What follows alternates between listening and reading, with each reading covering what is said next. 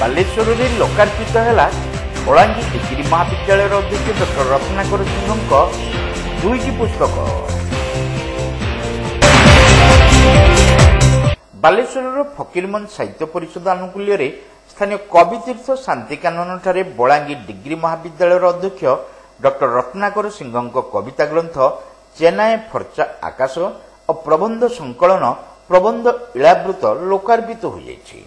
परिषदर उपसभापति प्रदीप चटर्जी पौरोहित्य आयोजित यह सारस्वत समारोह में उच्च शिक्षा विभाग उपशासन सचिव डॉक्टर रमेश चंद्र बेहेरा उद्घाटक भाव योगदान करी पुस्तक दुईटी को उन्मोचन करते।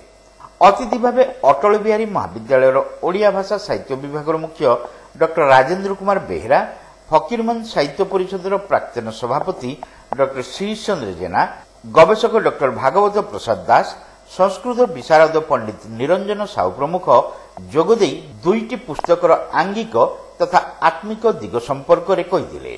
डॉक्टर रत्नाकर सिंह एथे उपस्थित रही लेखकीय अभिव्यक्ति रखिथिबा बेले अक्षांश प्रकाशनी कर्मकर्ता डॉक्टर सारंगधर त्रिपाठी प्रकाशकीय वक्तव्य प्रदान करथिले। परिषदर संपादक दीपक बोस प्रारंभिक वक्तव्य रखिथिबा बेले जुग्म संपादिका कल्याणी नंद शेषरे समस्त को धन्यवाद अर्पण करथिले।